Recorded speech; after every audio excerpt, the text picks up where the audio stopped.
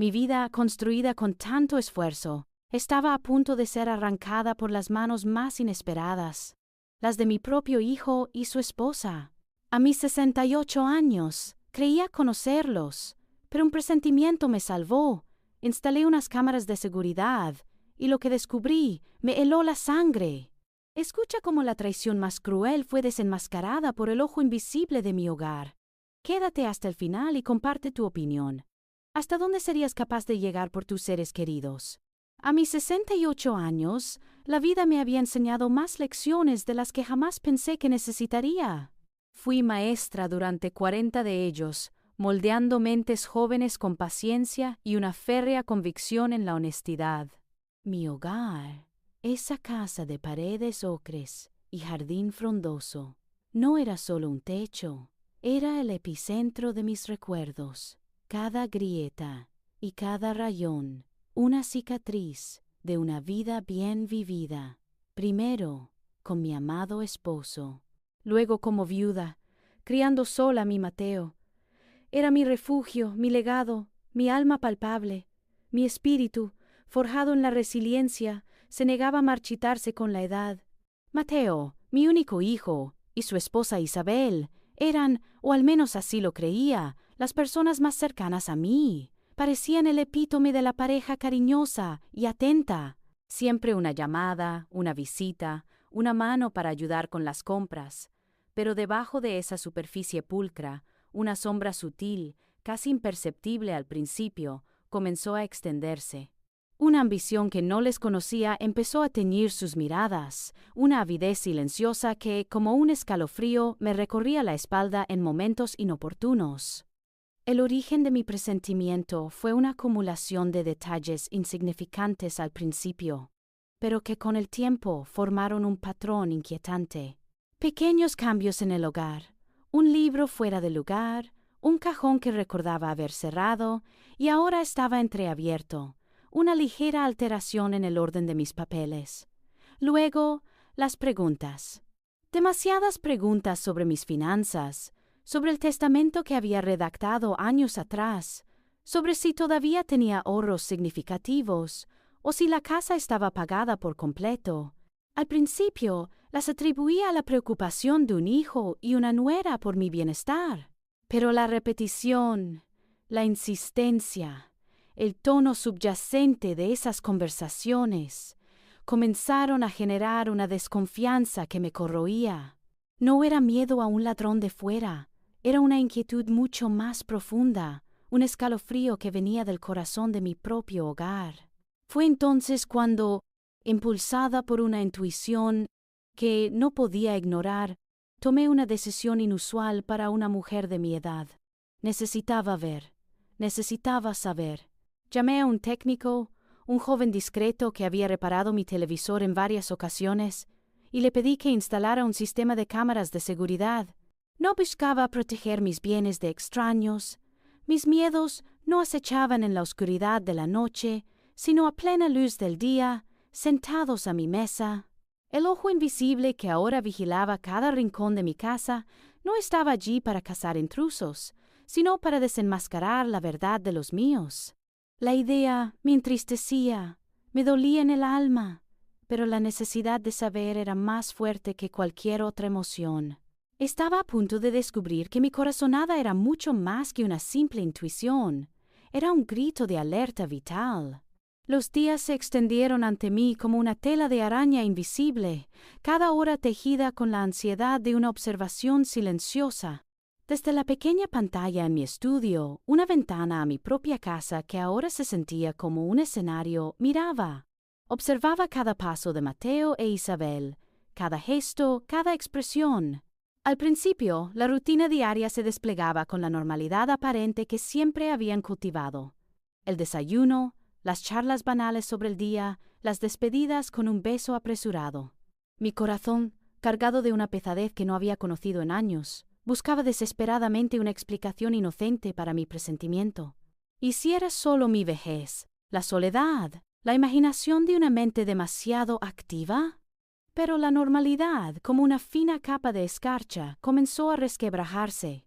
Eran los momentos en que creían que no los veía, o más bien que nadie los veía. Cuando Mateo regresaba del trabajo y se reunía con Isabel en la sala de estar, sus voces bajaban a un susurro casi inaudible para el oído humano, pero que mis micrófonos ocultos captaban con una claridad escalofriante, aunque las palabras específicas se me escaparan a menudo como humo entre los dedos. Sus miradas se desviaban constantemente hacia mi estudio, o hacia el cajón de la cómoda donde guardaba mis documentos importantes, una furtividad que me helaba la sangre. Recuerdo una tarde en que Isabel, pensando que yo estaba en el jardín, se acercó a mi escritorio y pasó su mano, con una extraña familiaridad, por la pila de facturas y papeles que había dejado allí. No los tocó, pero la intención en sus ojos, la forma en que sus dedos se tensaron a centímetros de ellos, me reveló una avidez que no le conocía. Mateo la observaba desde la puerta, su rostro una máscara de preocupación, que ahora lo sabía, ocultaba algo más sombrío. Las discrepancias comenzaron a asomar, sutiles al principio, luego más evidentes.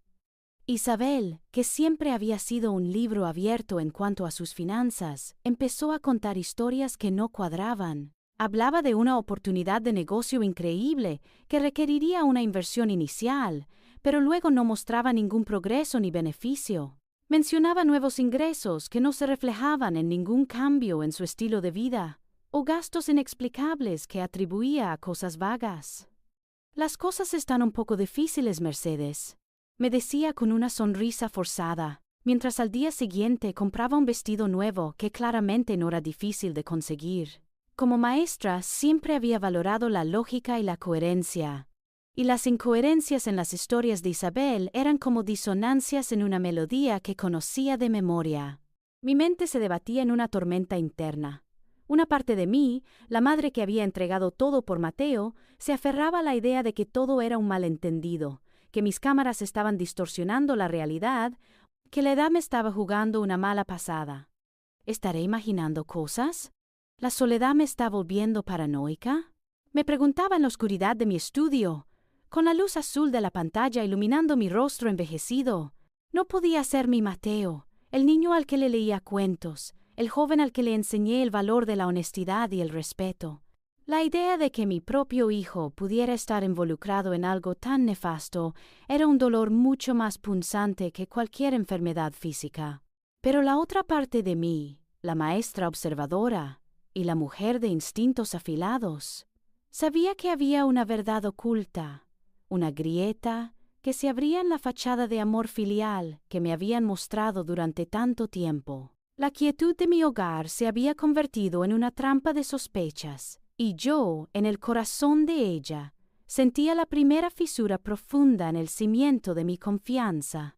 La tormenta en mi mente arreció durante días, las sospechas se entrelazaban con la esperanza, la lógica luchaba contra el amor maternal, pero aquella tarde, el velo de incertidumbre se rasgó de la manera más brutal. Eran las 3, mi hora de siesta, pero una extraña inquietud me mantuvo despierta, pegada al monitor en mi estudio. En la pantalla, Mateo e Isabel se movían por la sala, la luz tenue de la tarde bañando sus figuras. Los vi dirigirse a mi escritorio, ese mueble de roble que había sido el centro de mi vida familiar durante décadas. Mateo abrió el cajón donde guardaba los papeles importantes, los documentos de la casa, mi testamento. Con una mezcla de horror y fascinación, observé cómo sus manos, las manos de mi propio hijo, manipulaban mis pertenencias más preciadas. Isabel, con esa sonrisa que ahora me parecía una máscara de cera, extendió una hoja de papel sobre la mesa. Mis ojos se fijaron en ella, una punzada fría atravesándome el pecho. Era la escritura de la casa. Mateo tomó una pluma y con una destreza escalofriante comenzó a imitar mi firma. Mi firma, que había plasmado con orgullo en tantos documentos a lo largo de mi vida, ahora era un trazo burdo, una burla en sus manos. Entonces, sus voces. Mis micrófonos ocultos, aquellos que me habían parecido una exageración paranoica, ahora se convertían en la ventana a la verdad más amarga. ¿Crees que se dará cuenta? susurró Isabel, su voz apenas un hilo, pero perfectamente audible. Mateo se rió, un sonido hueco que resonó en mi pecho como un golpe. Está vieja, Isabel, cada día más despistada. Además, la doctora Ramírez ya nos confirmó que sus facultades no son las mismas. El aliento se me cortó. ¿La doctora Ramírez? La misma que había visitado hacía unas semanas para un chequeo rutinario. No podemos arriesgarnos, continuó Isabel. Cuando tengamos la casa a nuestro nombre, la llevamos al asilo. Ya hablamos con Herrera, el abogado. Dijo que con un poder falsificado y la firma es cuestión de días. Una vez que esté internada, será imposible que reclame nada. La casa estará vendida antes de que se dé cuenta. Exacto, respondió Mateo, su voz teñida de una crueldad que no reconocía. Y los 3.000 euros que nos pidió Herrera para agilizar todo valdrán la pena. Nos dará para el enganche del nuevo piso y empezar de cero. Le diremos que es por su bien, que necesita cuidados especializados que nosotros no podemos darle. Será fácil. Ella confía en nosotros. El monitor se volvió borroso, no por un fallo técnico, sino por las lágrimas que se agolpaban en mis ojos. No eran lágrimas de tristeza, sino de un shock tan profundo que sentía que mis huesos se congelaban. La incredulidad se apoderó de mí. Mi Mateo, mi hijo. ¿Cómo? ¿Cómo había podido engendrar tanta maldad? La imagen de él, de niño, acurrucado en mis brazos, pidiéndome un cuento, se superponía con la del hombre que ahora veía en la pantalla, un extraño con el rostro de mi hijo, despojándome de todo lo que amaba. El dolor que sentí fue más allá de lo físico, fue un desgarro en el alma, un colapso de la confianza que había edificado durante toda una vida. Pero justo cuando pensaba que la pena me consumiría, una furia helada, pura y visceral, comenzó a arder en mi interior. No era la ira ciega de una anciana, sino la rabia contenida de una maestra que había dedicado su vida a la justicia, de una madre que había sacrificado todo por un hijo que ahora intentaba enterrarla viva. Me habían subestimado, habían confundido mi amor con debilidad, mi edad con senilidad. La decisión fue instantánea, cristalina. Ya no había lugar para la duda ni la autocompasión. No lloraría, no me quejaría. Actuaría, pero en secreto. Ellos creían que yo era una anciana ingenua, un obstáculo fácil de remover. Esa sería mi arma. Les daría la razón, los dejaría creer que su plan funcionaba, que estaban a punto de salirse con la suya. Mientras tanto, yo recopilaría cada prueba, cada palabra, cada trazo de su perfidia. No revelaría que sabía la verdad. ¿Dejaría que la red se tejiera sola, que se enredaran en sus propias mentiras? Ellos pensaban que el ojo invisible de mi hogar estaba a su favor, pero no sabían que, a partir de ese instante, ese ojo era mío, y veía con una claridad que los llevaría directamente a su perdición. La guerra había comenzado, y yo, Mercedes, su supuesta víctima indefensa, sería la general. A partir de aquel instante, me vestí con una nueva piel, una que me escocía, pero que era mi único escudo. Me convertí en la anciana frágil y despistada que ellos esperaban ver, la que según sus crueles cálculos era una carga fácil de manipular. Mis pasos se hicieron más lentos, mi voz se suavizó hasta un murmullo de resignación, y mis ojos, antes agudos, adoptaron una mirada velada, como si la neblina de la senilidad ya me hubiera cubierto. Cada olvido, cada confusión mía era una pequeña victoria en mi macabro juego, un refuerzo para su complacencia, una trampa invisible que ellos mismos estaban construyendo. Pero debajo de esa máscara de vulnerabilidad, mi mente trabajaba con la precisión y el rigor de la maestra que fui. Cada día se convirtió en una operación secreta. Mis micrófonos ocultos, que antes me parecían una herramienta de paranoia, se volvieron mis oídos en la oscuridad. Había adquirido un pequeño dispositivo de grabación de voz, del tamaño de una moneda, que escondía estratégicamente en el bolsillo de mi delantal o bajo un cojín en mi silla favorita. Capturaba fragmentos de sus conversaciones, sus risas cómplices, sus planes velados. Mi viejo teléfono móvil, que usaba solo para llamadas esenciales, se convirtió en mi cámara secreta. Cada vez que Mateo o Isabel dejaban un papel sobre la mesa o cuando me entregaban un documento para que lo revisara, sabiendo que ellos creían que no entendía nada, mis manos temblorosas pero firmes se apresuraban a fotografiar cada página, cada firma falsificada, cada cláusula engañosa. Los archivos los guardaba en una carpeta oculta con contraseña en mi ordenador, un lugar al que ellos, con su arrogancia, nunca pensarían que yo tendría acceso. Incluso un segundo teléfono, más discreto y aparentemente viejo, lo mantenía cagado y escondido para emergencias.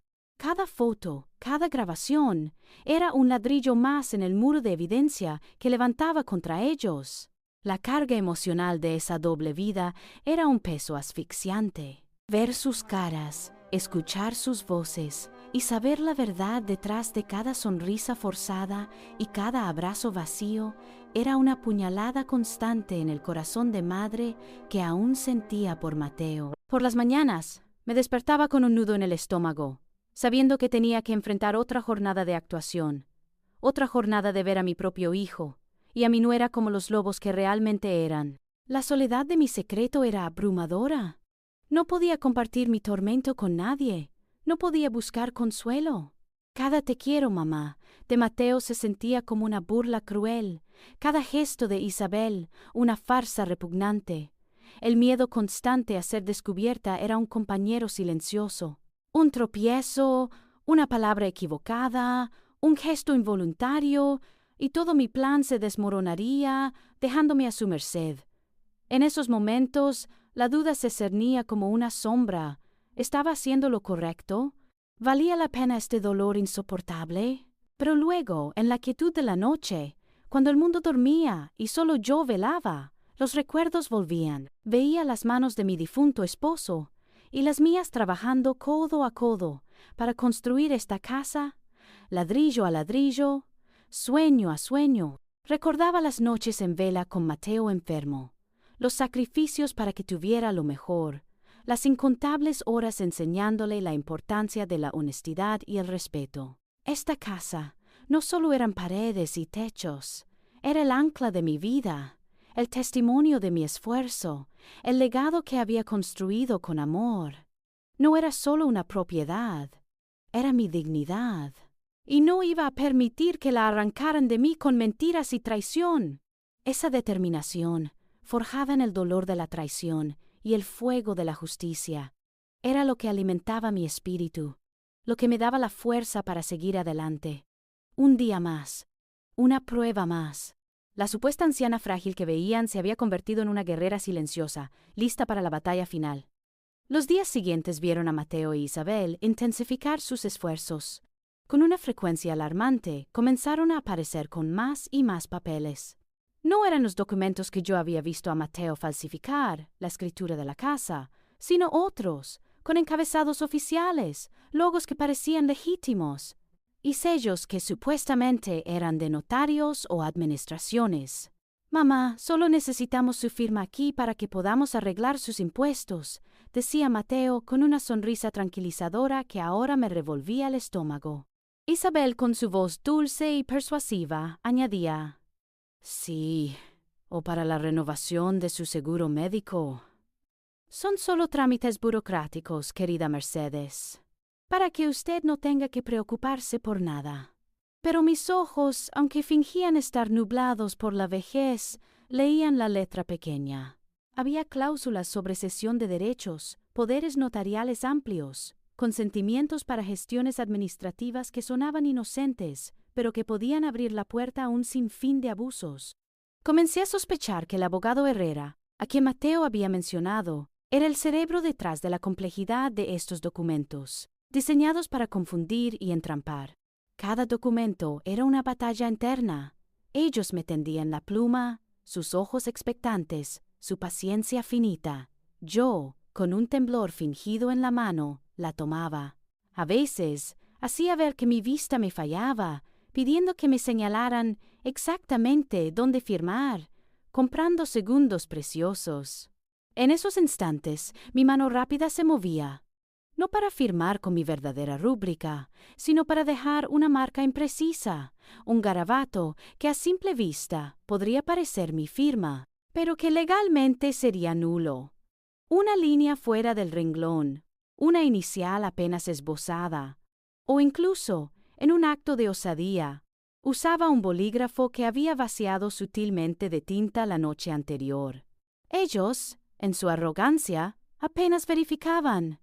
«Perfecto, mamá, gracias», decían aliviados, sin saber que acababan de sostener una prueba de su propia ceguera.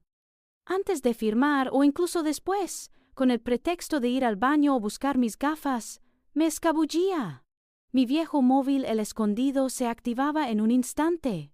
Fotografías rápidas y precisas de cada página, cada detalle, cada número de referencia. Esos archivos se unían a mi creciente dossier digital, protegido con contraseña.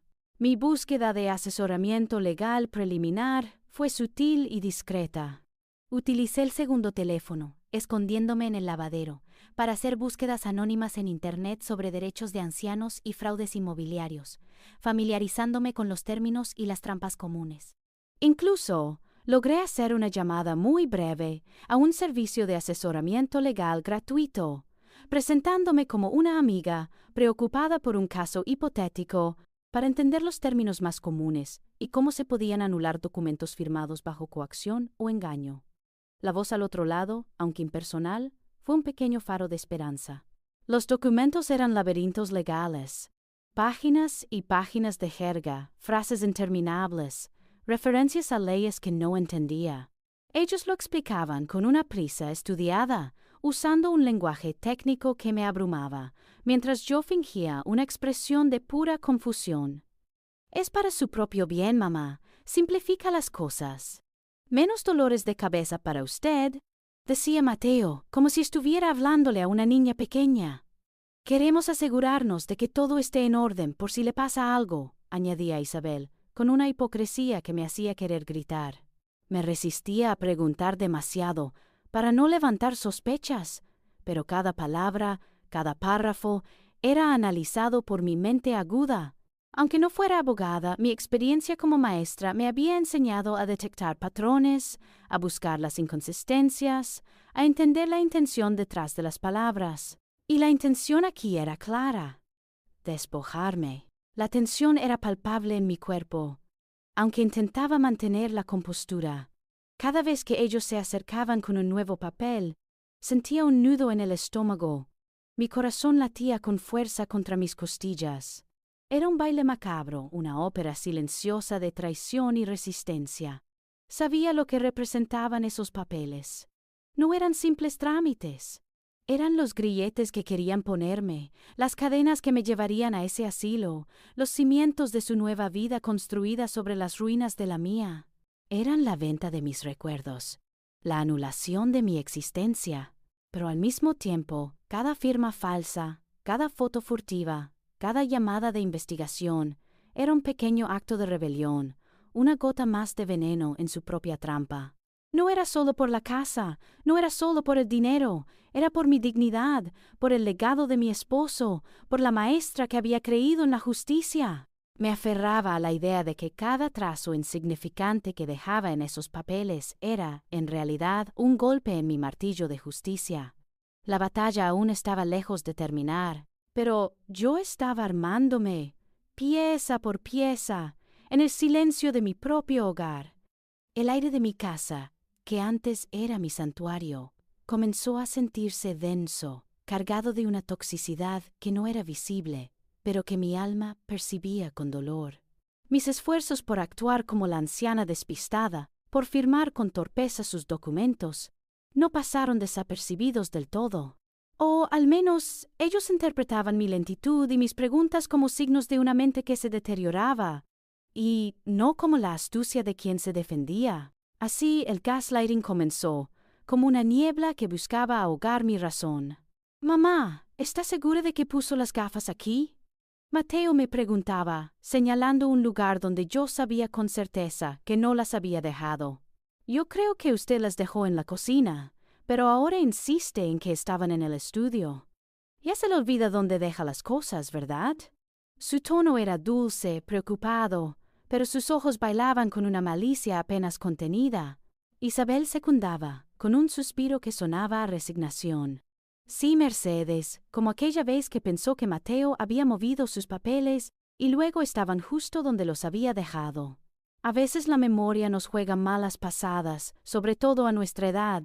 Cada negación de la realidad que yo había presenciado, cada inversión de los hechos, cada acusación velada de mi deterioro mental, era una pequeña gota de veneno.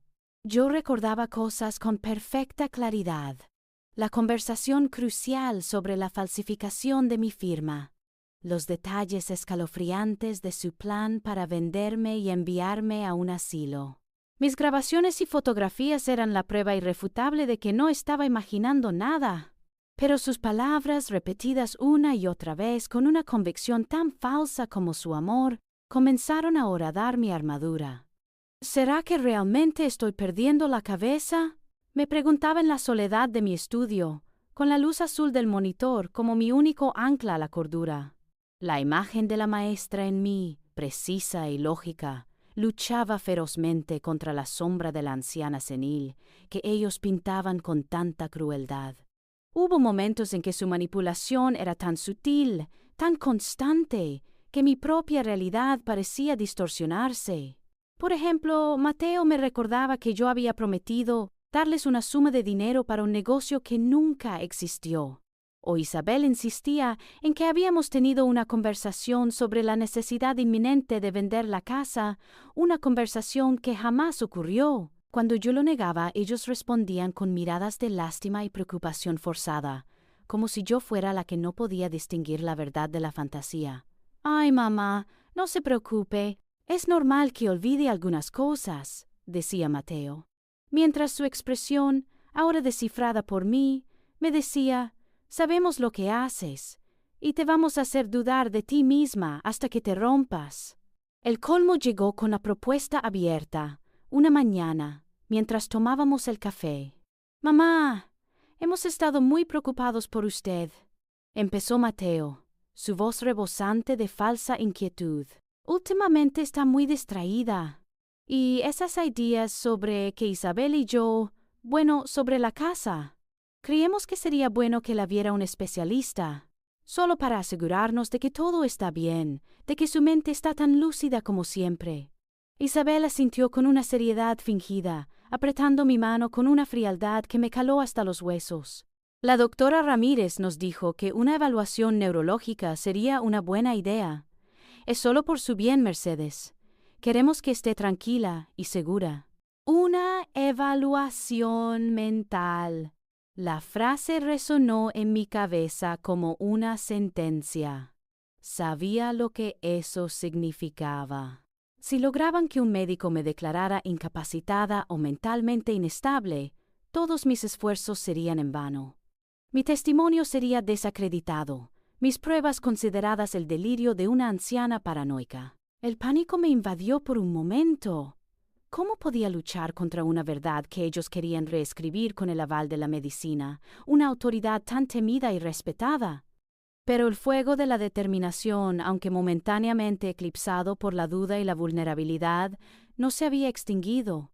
Me aferré a cada fotografía, a cada grabación, a la claridad inquebrantable de mi propia conciencia. Me recordaba a mí misma: «Mercedes, no estás loca. Esto es una guerra psicológica. Quieren hacerte dudar para que te rindas, para que te des por vencida». La maestra en mí resurgió, esa parte que creía en los hechos, en la evidencia irrefutable. No importaba cuán convincentes fueran sus mentiras, ni cuán profunda la niebla del gaslighting que intentaban tejer a mi alrededor. La verdad estaba grabada, fotografiada y guardada en mi corazón y en mis dispositivos. Me miré en el espejo. Mis ojos, aunque cansados por la batalla silenciosa, reflejaban una chispa de lucidez inquebrantable. No sucumbiría. No les daría esa victoria. La batalla por mi mente acababa de empezar, y yo, Mercedes, no estaba dispuesta a perder. El aire de mi casa, que antes era mi santuario, se había vuelto un campo de batalla invisible, y aunque mi mente luchaba por mantenerse firme contra la niebla del gaslighting, El agotamiento comenzaba a hacerme ella. Había jurado no ceder, no permitirles la victoria de la duda, pero sus palabras, como goteras constantes, amenazaban con calar hasta el hueso de mi confianza. Necesitaba mis pruebas, mis anclas a la realidad, más que nunca. Una noche, sintiendo el peso de la soledad y la mentira, decidí revisar las grabaciones de mi sistema de seguridad. Quería reafirmar mi cordura, revivir el momento exacto en que la verdad se había revelado, para recordar que no estaba loca. Accedí al sistema con las manos temblorosas, mis ojos fijos en la pantalla, pero lo que vi, o más bien lo que vi, me heló la sangre de una manera que ni la traición inicial había logrado. Las cámaras que había instalado, que habían sido mis ojos ocultos, ya no estaban. En su lugar, había dispositivos idénticos, o eso parecía, pero con una diferencia sutil en el ángulo. En el parpadeo de una luz indicadora, intenté acceder a las grabaciones antiguas, a esos primeros vídeos que documentaban la manipulación de mis papeles y la conversación infame. La pantalla se quedó en blanco. Archivo no encontrado. Datos eliminados. El pánico se apoderó de mí con una fuerza abrumadora. Mis pulmones se cerraron, el corazón me golpeó el pecho como un tambor de guerra. Se habían dado cuenta, o al menos habían sospechado lo suficiente como para actuar. Mis primeras y más contundentes pruebas, el testimonio mudo del ojo invisible de mi hogar, habían sido borradas, reemplazadas, aniquiladas. Me sentí completamente acorralada, como un animal herido en una jaula, sin salida. ¿Cómo iba a seguir ahora? Había confiado en esas grabaciones como mi seguro de vida, mi voz en un mundo que intentaba silenciarme. Ahora, solo quedaban los fragmentos que había logrado guardar en mi ordenador y en el segundo teléfono. Pero, ¿serían suficientes? ¿Serían creíbles sin el respaldo de un sistema de vigilancia oficial?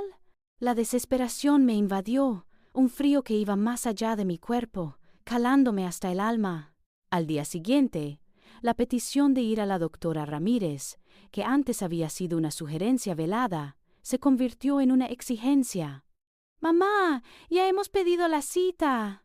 «Es solo un chequeo, para tu tranquilidad», dijo Mateo, con una expresión que alternaba entre la falsa preocupación y una autoridad férrea. Isabel asintió, sus ojos fijos en mí, como depredadores que acechan a su presa. No tuve más opción que ceder. Sabía que se trataba de una estratagema para desautorizarme, para usar la medicina como su arma final. La visita a la consulta de la doctora Ramírez fue un tormento. La doctora, una mujer de voz suave y ojos amables, no sospechaba la oscura trama que se tejía a mi alrededor. Me sometió a una serie de pruebas cognitivas, preguntas sobre mi orientación temporal y espacial, ejercicios de memoria y lógica. Yo respondía con la misma claridad y precisión que había demostrado en el aula durante décadas. Mi mente, a pesar del asalto psicológico, estaba tan aguda como siempre. Podía sentir la mirada de Mateo e Isabel sobre mí, intentando leer mis expresiones, esperando cualquier signo de debilidad, cualquier desliz. Pero yo era una maestra. Sabía cómo controlar mi rostro, cómo mantener la compostura. Al final de la consulta, la doctora Ramírez se volvió hacia Mateo e Isabel con una sonrisa. «Mercedes está perfectamente lúcida. Su memoria y sus capacidades cognitivas están intactas, sorprendentemente bien para su edad. No veo ninguna señal de deterioro mental». Las palabras de la doctora resonaron en la sala. Un eco de verdad innegable.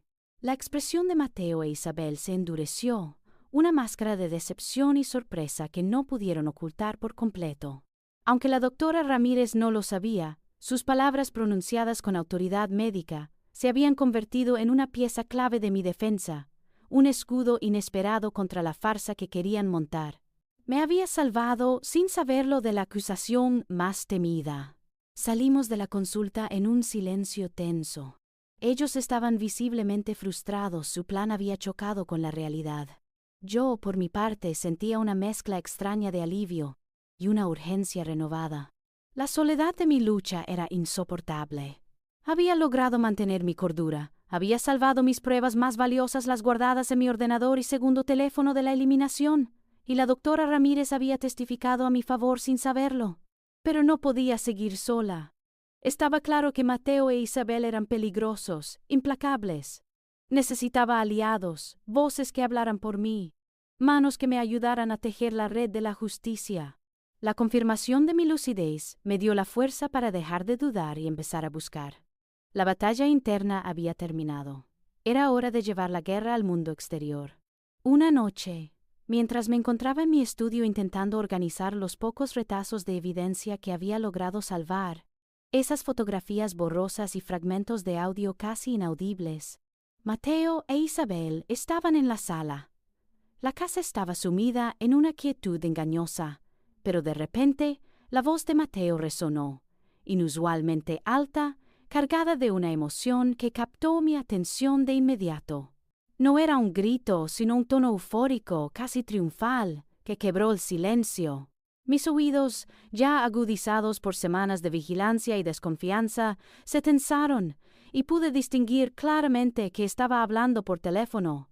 Me acerqué sigilosamente a la puerta de mi estudio, abriéndola apenas una rendija. Mi discreto micrófono oculto en la sala, aquel que había instalado como un susurro de paranoia, ahora se convertía en el testigo más cruel. Isabel estaba sentada en el sofá, asintiendo con una sonrisa cómplice, mientras Mateo hablaba. Él tenía el móvil pegado a la oreja, y su rostro, que solía ser una máscara de falsa preocupación, ahora era una mezcla de codicia y un alivio casi obsceno. «Sí, licenciado Herrera», dijo Mateo, su voz resonando con esa alegría que me helaba la sangre. «Perfecto, entonces. Me alegro de que todo esté en marcha. Ya hemos conseguido la mayoría de las firmas. Y la doctora Ramírez, aunque no lo sabe, nos ayudó a confirmar que mi madre estaba un poco confundida, aunque ella lo negó, pero con sus informes anteriores de nosotros diciendo que su mente flaqueaba, y la prueba de las firmas será suficiente para el juez. Un escalofrío me recorrió la espalda. ¿Informes anteriores? ¿Qué informes? La doctora Ramírez no había mencionado nada de eso en mi presencia. Habían manipulado a la doctora, dándole una imagen distorsionada de mi estado mental, mucho antes de mi visita oficial, preparando el terreno para la farsa. El gaslighting, pensé con amargura, no era solo para mí. Era una estrategia integral, extendiéndose a todos los que podrían interponerse en su camino. Mateo continuó, completamente ajeno a mi presencia silenciosa. Sí, lo del asilo está resuelto. Ya hablamos con la residencia al descanso. Una vez que la casa esté a nuestro nombre y se complete la venta, la internaremos. Nadie sospechará nada. Y por los 3.000 euros, licenciado, no se preocupe. Los tenemos listos para usted en cuanto se concrete la venta. Será nuestra nueva vida, sin deudas, sin problemas. Isabel y yo se lo agradeceremos eternamente. Un rayo helado, más frío que cualquier invierno, me atravesó el cuerpo. 3.000 euros. El asilo, la venta de la casa, cada pieza del rompecabezas encajó con una crueldad indescriptible. No era mi imaginación febril, no era paranoia, ni la vejez jugándome una mala pasada. Todo era real. Cada mentira, cada manipulación, cada mirada de falsa preocupación, cada documento firmado bajo engaño. Todo era parte de un plan fríamente calculado para despojarme de todo, para enterrarme en vida, para borrar mi existencia. El estallido de claridad fue tan intenso que me dejó sin aliento. Las palabras del licenciado Herrera, que había escuchado fragmentadas días antes, ahora se revelaban en su totalidad, dichas por la boca de mi propio hijo.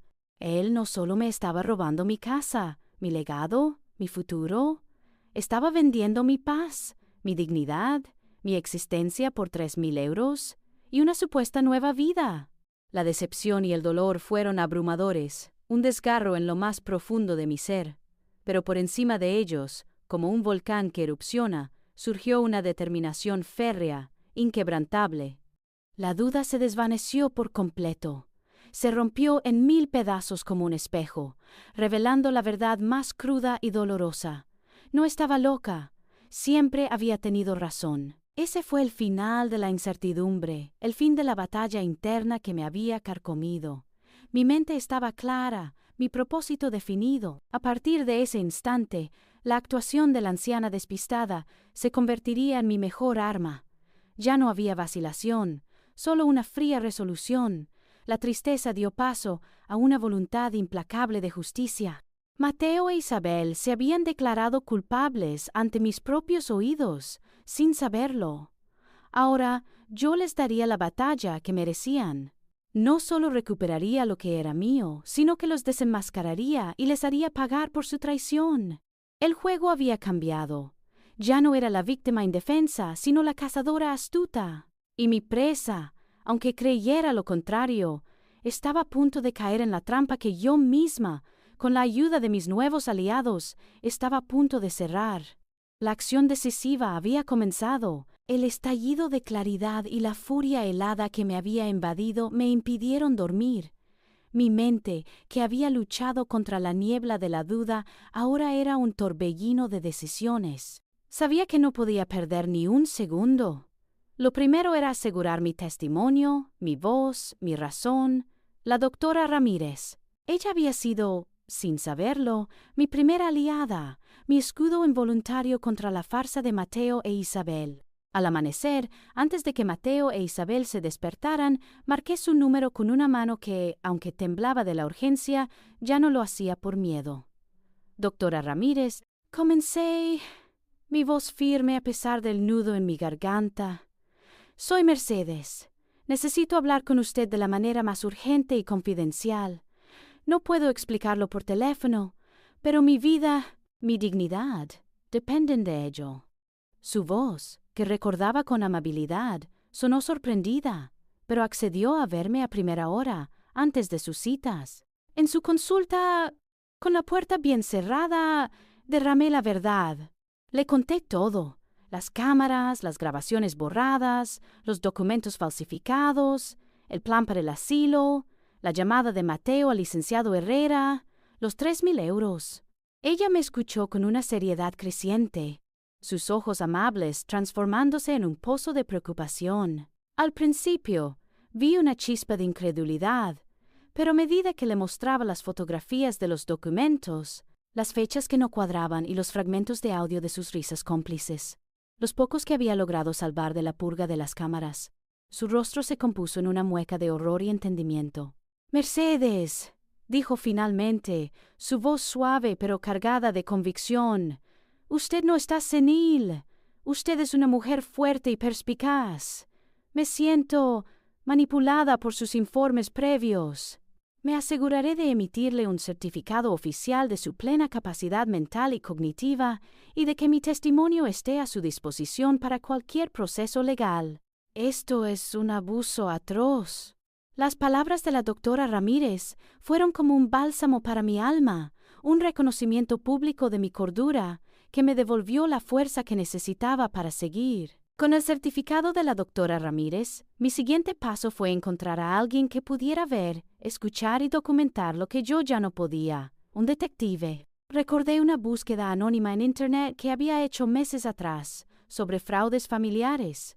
Di con el nombre de Joaquín Morales, un detective privado con fama de discreto y eficaz, especializado en casos de estafas dentro del ámbito familiar.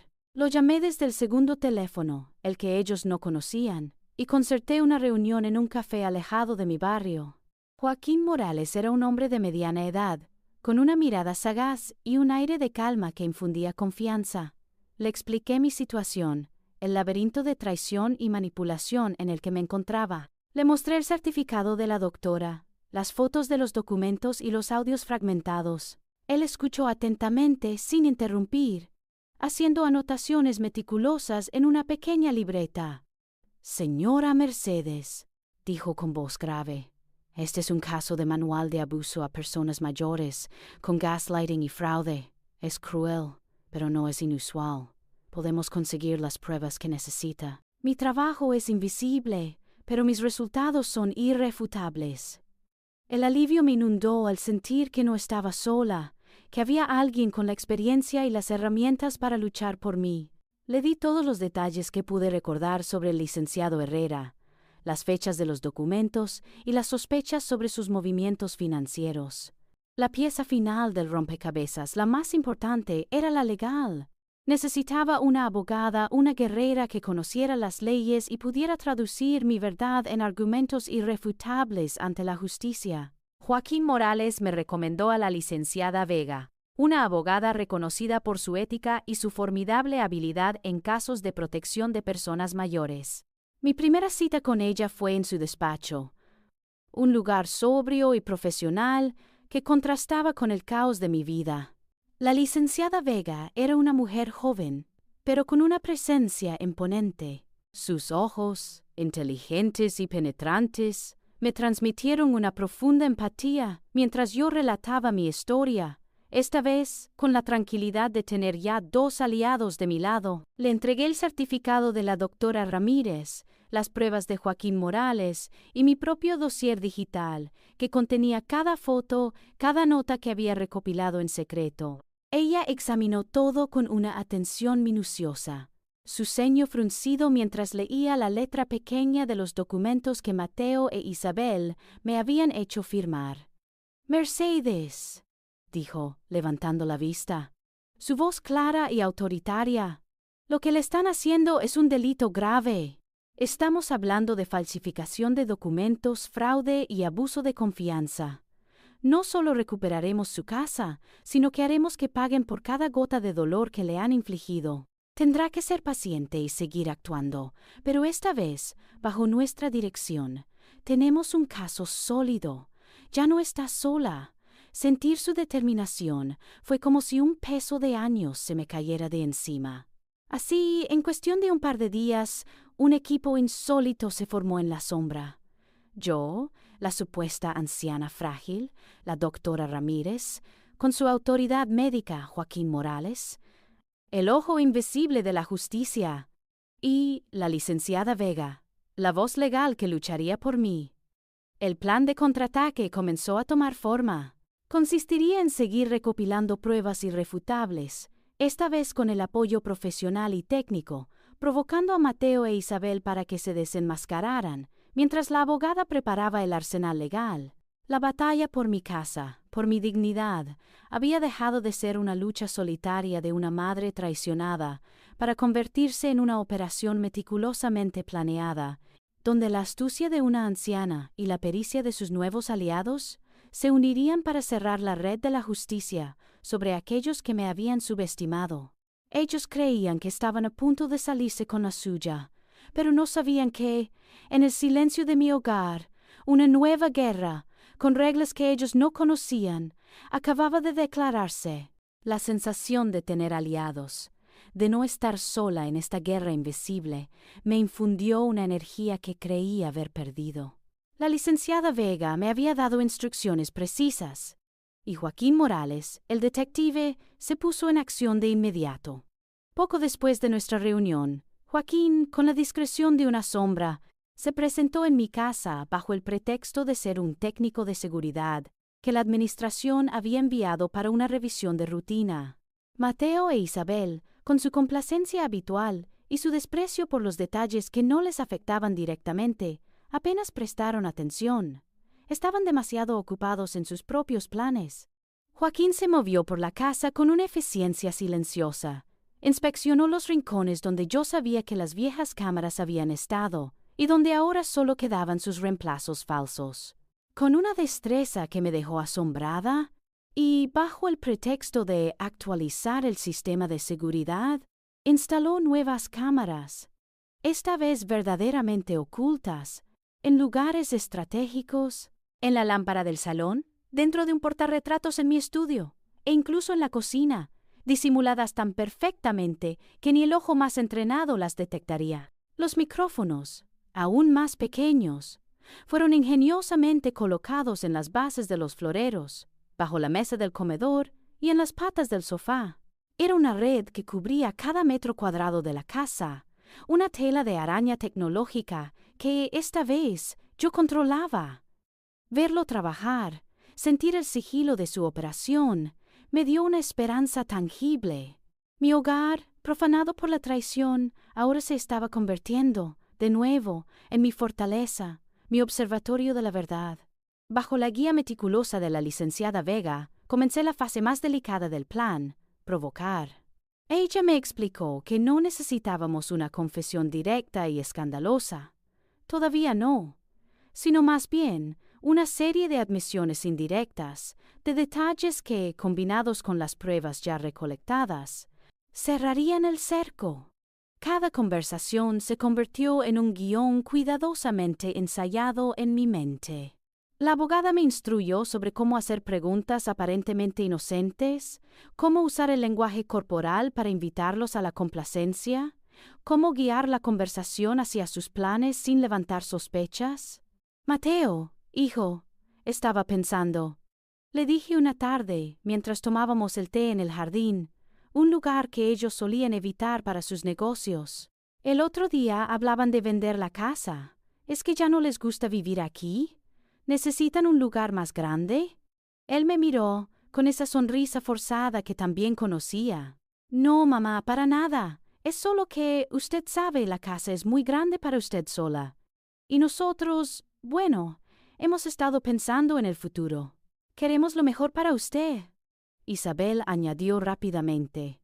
Sí, querida Mercedes, queremos que esté cómoda, sin preocupaciones, quizás en un lugar donde la cuiden todo el tiempo.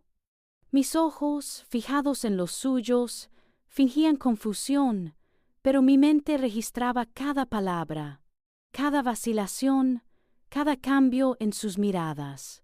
Ellos, en su arrogancia, no veían el pequeño parpadeo rojo de la cámara oculta en la maceta cercana, ni sentían el micrófono en el asiento del banco. Otro día me acerqué a Isabel mientras ella estaba en la cocina, revisando sus correos en el móvil. Isabel, es muy caro el asilo El Descanso que mencionaron el otro día. Recuerdo que sonaba un poco lejos. Su rostro se puso tenso por un segundo. Luego se relajó en una sonrisa condescendiente. Oh, no, Mercedes, no es un asilo. Es una residencia muy agradable, con jardines y muchas actividades, y el precio, bueno, no se preocupe por eso. Nosotros nos encargaremos de todo. Cada una de esas conversaciones, aunque aparentemente inofensivas, era un eslabón más en la cadena de pruebas que se estaba forjando. Mi corazón se encogía con cada mentira, con cada media verdad, pero mi determinación se hacía más fuerte. Las grabaciones que Joaquín me entregaba cada noche eran la prueba tangible de su perfidia. En ellas se oía cómo Mateo e Isabel discutían los detalles de la venta de mi casa, cómo se repartirían el dinero, cómo convencerían a la notaría con los documentos falsificados. «El viejo nos va a dar la casa en bandeja de plata», se jactaba Mateo, refiriéndose a mí. O Isabel, con una risa cruel, decía: «Mercedes cree que está firmando trámites del seguro. ¡Qué ingenua! En un par de semanas seremos los dueños». Escuché cómo hablaban de los 3.000 euros para el licenciado Herrera, confirmando su papel en la estafa. Las grabaciones capturaban sus planes, sus confesiones indirectas, su verdadera y grotesca naturaleza. Ya no había lugar para la duda ni la interpretación. Sus propias voces, sus propias palabras, se alzaban como fiscales invisibles en mi propia casa. La sensación de la red cerrándose alrededor de ellos era casi palpable. Cada vez que los veía sonreír, confiados en su engaño, sabía que esa sonrisa pronto se borraría. Cada vez que escuchaba susurros sobre el asilo o la venta, mi corazón dolía, pero también sentía una punzada de grimosa satisfacción. Ya no era yo la que estaba en la oscuridad, sino ellos. Eran los ratones en mi laberinto, y yo, el minotauro que los observaba desde las sombras tejiendo su destino. La venganza no era mi objetivo principal, sino la justicia, la recuperación de mi dignidad, de mi hogar, de mi paz. Y con cada día que pasaba, con cada nueva grabación, con cada conversación provocada, sentía que ese momento se acercaba. La supuesta anciana frágil había tejido una red tan intrincada que sus propios depredadores no tendrían escapatoria. El final del juego estaba a la vuelta de la esquina. La sensación de la red cerrándose alrededor de ellos era casi palpable.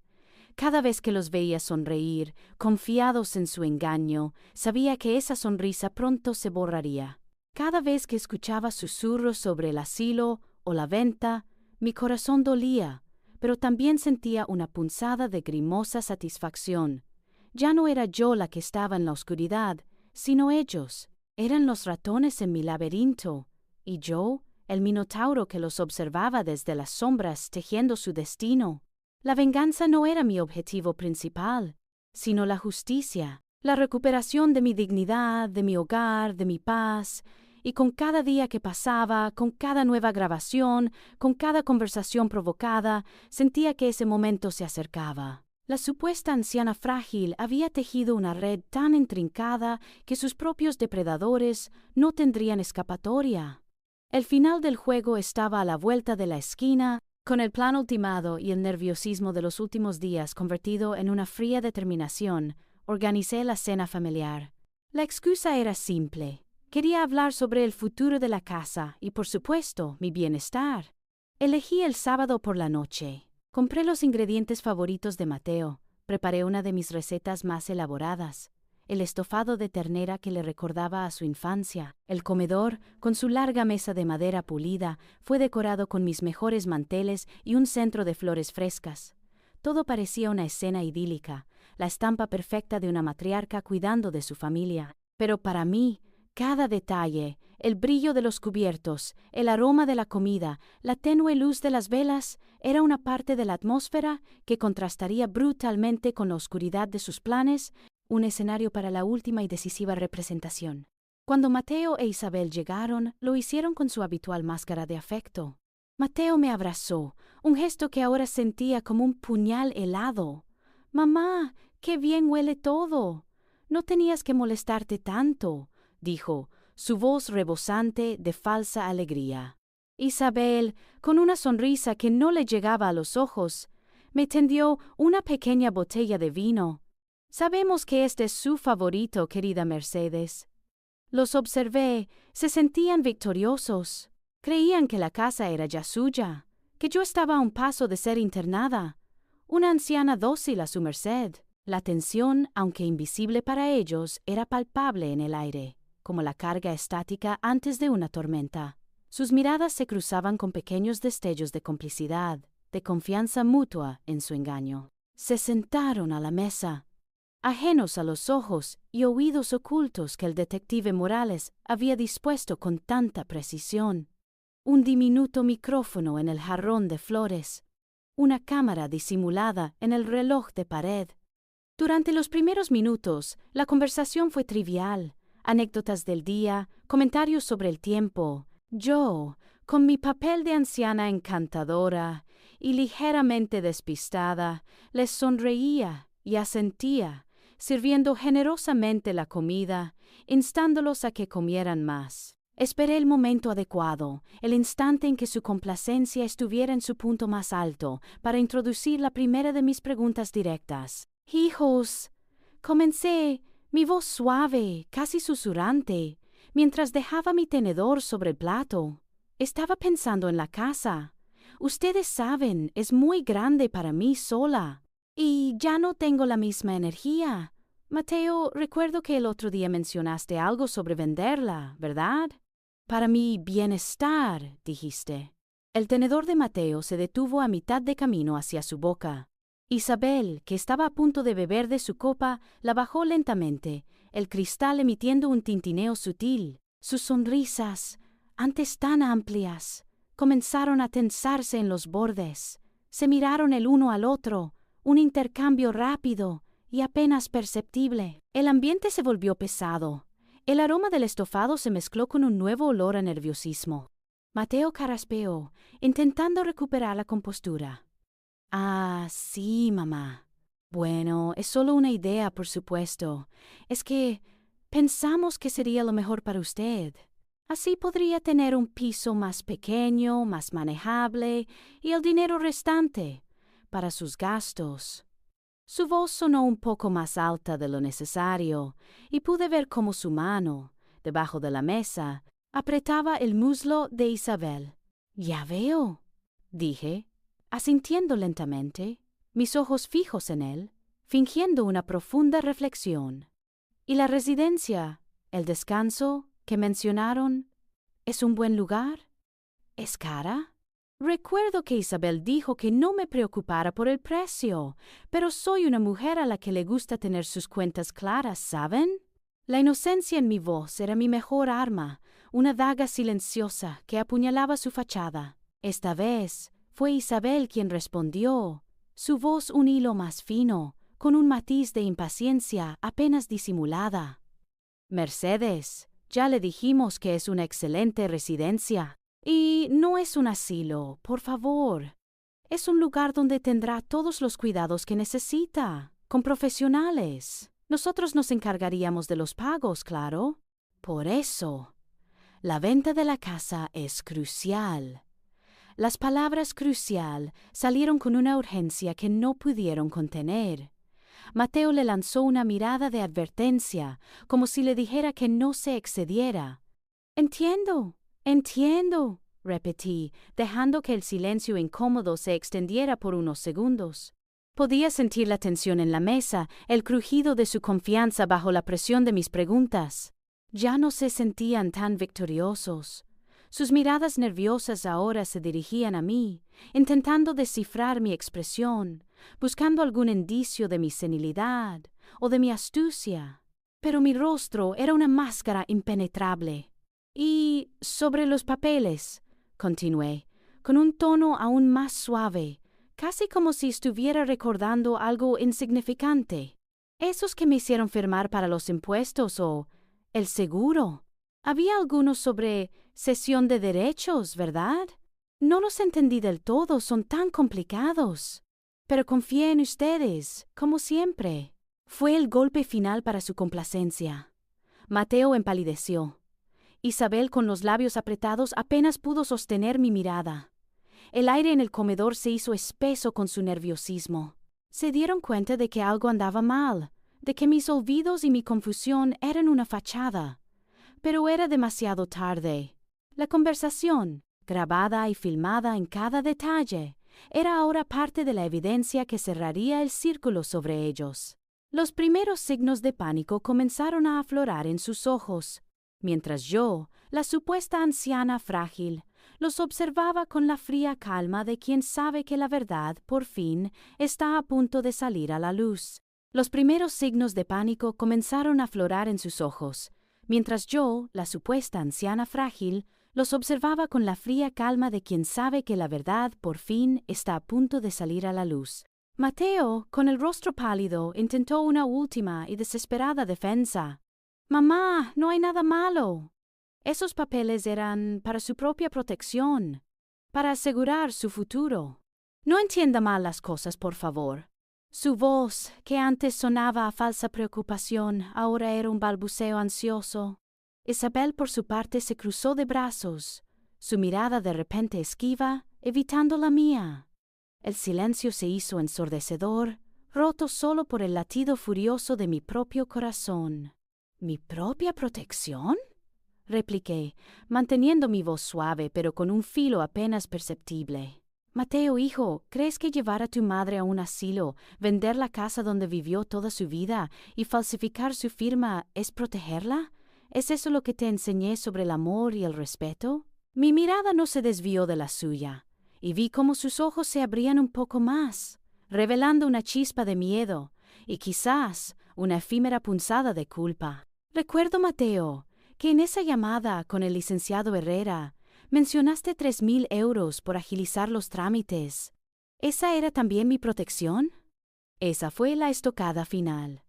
Mateo se desplomó un poco en su silla, y un sonido gutural, una mezcla de exasperación y derrota, escapó de su garganta.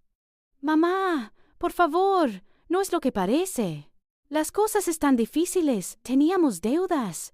Isabel y yo necesitábamos una solución». Las palabras se le atropellaban, una cascada de excusas que se convertían en una confesión improvisada. Isabel, viendo que Mateo se había roto, intervino con una voz estridente, intentando contener el desastre. «No es un asilo, Mercedes. Es una residencia, lo mejor para usted, con personal que la cuide. Nosotros solo pensábamos en su bienestar». Pero su voz ya no tenía la dulzura fingida, sino una desesperación cruda que delataba la verdad. «¿Y la firma?», pregunté, mi voz ahora más firme, con la autoridad que había mantenido oculta durante semanas. «La firma de la escritura de mi casa, la que Mateo, mi propio hijo, imitó para venderme sin mi consentimiento, ¿eso también era por mi bienestar?». Mateo, con la cabeza baja, apenas pudo murmurar: «La falsifiqué». «Sí, lo hicimos. Necesitábamos el dinero de la venta para salir adelante, mamá. Íbamos a comprar un apartamento, empezar de nuevo. Pensamos que usted no lo notaría, que no estaba tan lúcida». Su confesión fue un golpe, no solo para mí, sino para sí mismo. Era el reconocimiento de la traición más profunda, la aniquilación de cualquier amor filial que pudiera haber quedado.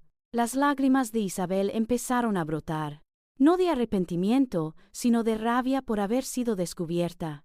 «No sabíamos qué más hacer. Usted no nos quiso ayudar. Teníamos derecho a una vida mejor». Sus palabras eran una espiral de autocompasión y reproche, revelando la verdadera naturaleza de su avaricia. «El asilo, queríamos que estuviera bien atendida, pero no íbamos a dejarla sin nada, solo íbamos a tener la casa, era una inversión». En ese instante, cuando las verdades más dolorosas habían sido pronunciadas, cuando la máscara de afecto se había desprendido por completo, revelando la fealdad de sus almas, la puerta del comedor se abrió con un crujido. Entraron Joaquín Morales, el detective, con su mirada sagaz y una grabadora en la mano, seguido por 2 agentes de policía con uniformes impolutos. Detrás de ellos, la licenciada Vega, con su presencia imponente, me miró con una mezcla de respeto y alivio. El impacto en Mateo e Isabel fue instantáneo y devastador. Sus rostros se descompusieron en un abismo de incredulidad y horror. Sus ojos se abrieron desmesuradamente. Sus bocas se abrieron y cerraron sin emitir sonido. No podían procesar lo que veían.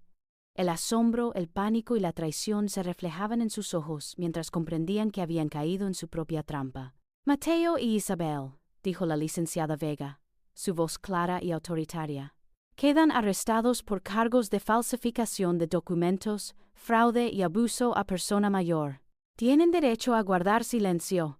Todo lo que digan puede ser usado en su contra». Los agentes de policía avanzaron, profesionales y silenciosos. Mateo intentó levantarse, sus ojos fijos en mí, una mezcla de dolor, ira y una súplica desesperada. «¡Mamá! ¡Mamá, no! ¡Por favor!».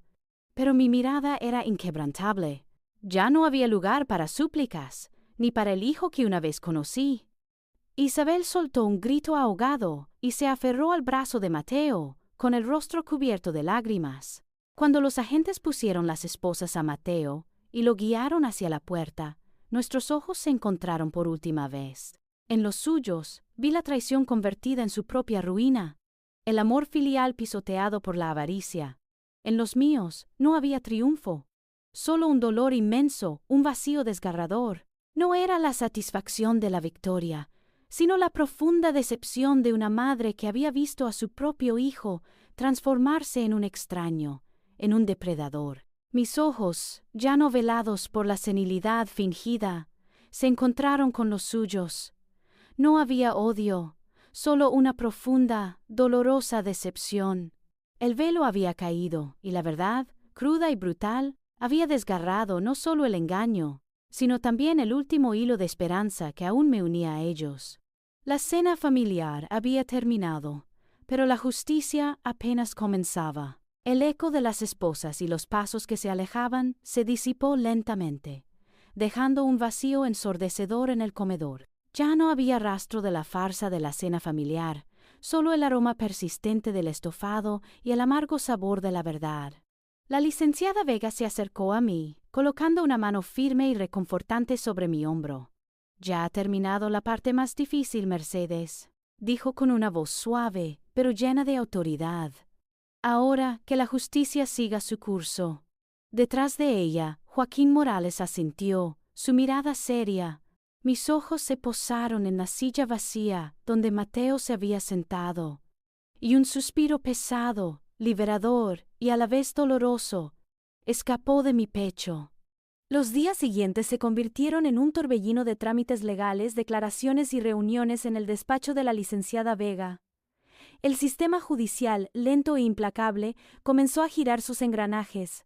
Los cargos presentados contra Mateo e Isabel eran graves: falsificación de documentos públicos, fraude agravado contra persona mayor y abuso de confianza. No tardamos en saber que el licenciado Herrera también había sido detenido. La policía, actuando sobre la información del detective Morales y las grabaciones que implicaban al abogado, lo había rastreado. Resultó que Herrera tenía un historial de estafas similares, aprovechándose de la vulnerabilidad de personas mayores, y mi caso, con la riqueza de pruebas, era el eslabón que necesitaban para desmantelar su red. La licenciada Vega fue formidable. Presentó todas las pruebas que habíamos recolectado. Mis grabaciones de voz, meticulosamente catalogadas y autenticadas por el detective, revelaban la crueldad de sus planes, sus confesiones indirectas y directas, y la intención maliciosa detrás de cada acto.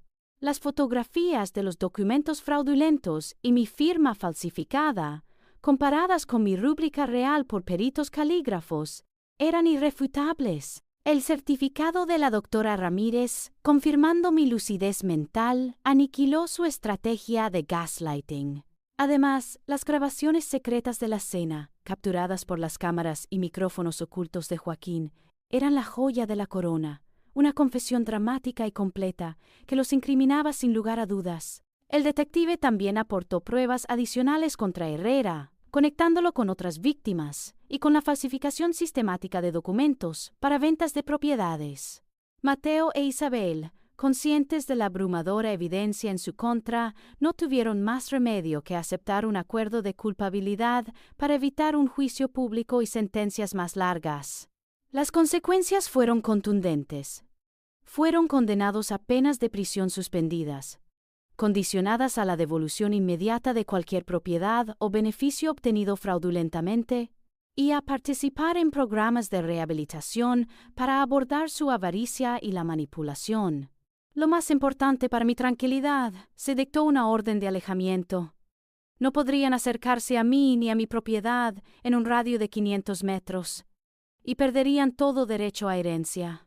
El licenciado Herrera, por su parte, enfrentaría la inhabilitación profesional y una condena de prisión efectiva, su carrera de engaños finalmente truncada.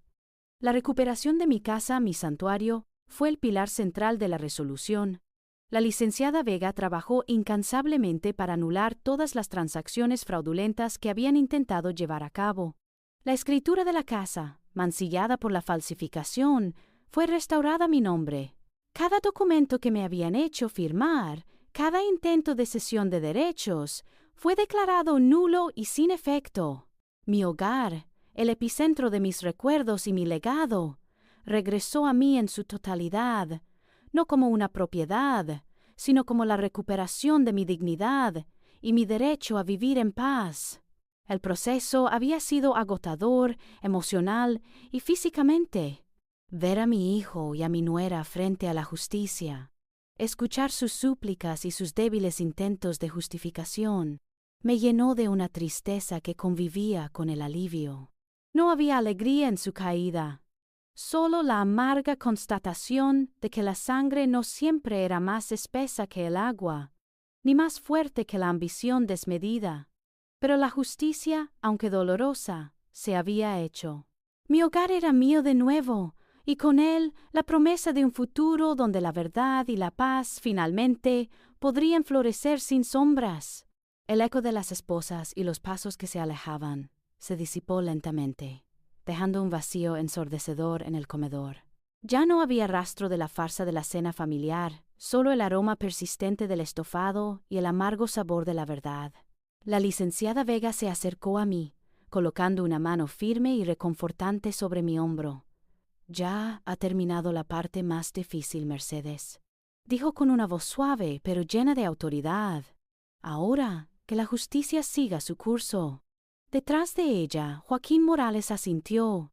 Su mirada seria. Mis ojos se posaron en la silla vacía donde Mateo se había sentado, y un suspiro pesado, liberador y a la vez doloroso, escapó de mi pecho.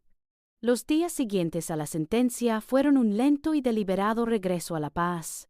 La casa, mi santuario, se liberó de la tensión asfixiante que la había dominado.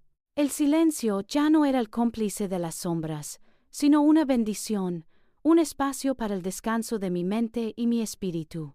Caminaba por sus pasillos sin la necesidad de espiar monitores, sin el temor de encontrar una mirada furtiva o una risa cómplice. Los rincones ya no ocultaban micrófonos para mi defensa, sino la quietud de los recuerdos, puros y sin mancha. Cada amanecer traía consigo una ligereza que no había sentido en años, un permiso tácito para respirar hondo y simplemente ser. Volví a regar mis plantas con cariño, a leer en mi sillón favorito sin interrupciones malintencionadas, a cocinar solo para mí, disfrutando del simple placer de los aromas familiares.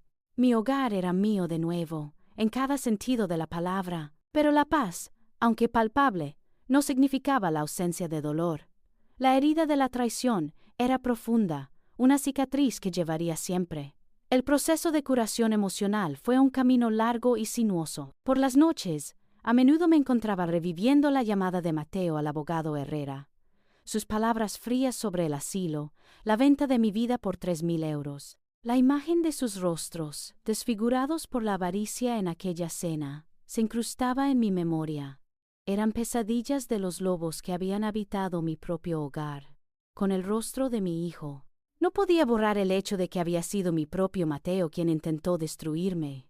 La traición familiar es un veneno lento, y aunque el antídoto de la justicia había actuado, el rastro amargo permanecía. Perdonar. La palabra resonaba vacía. No sabía si alguna vez podría perdonarlos por el daño infligido.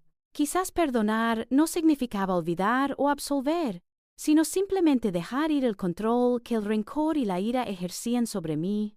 Decidí que mi paz no dependería de su arrepentimiento, sino de mi propia capacidad para soltar la amargura y mirar hacia adelante.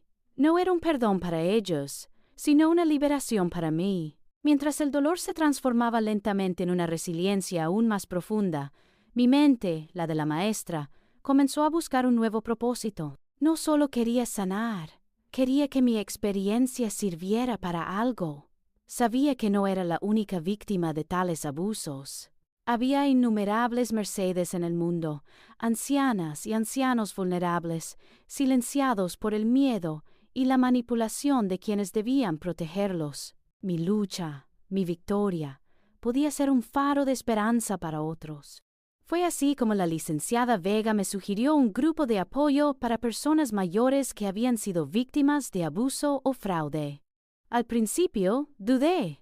La idea de revivir mi historia, de exponer mis vulnerabilidades, me aterraba. Pero mi espíritu forjado en la adversidad me impulsó. En la primera reunión, me senté en silencio, escuchando los relatos de otras personas. Sus ojos reflejaban el mismo miedo, la misma decepción, la misma rabia contenida que yo había sentido. Al final tomé aire y empecé a hablar. Mi voz, que había temblado al recordar la traición, se hizo más fuerte con cada palabra. Conté mi historia, desde el presentimiento inicial hasta el momento en que Mateo e Isabel fueron arrestados. Les hablé del gaslighting, de la importancia de la intuición y de la fortaleza interna. Ver los ojos de otros brillar con una nueva comprensión, sentir la empatía y la solidaridad, fue un bálsamo para mi alma herida. Mi historia no solo era mi tragedia, era una herramienta, una advertencia, una fuente de empoderamiento. Comenzar a compartir mi experiencia me convirtió no solo en una superviviente, sino en una voz para aquellos que no podían hablar.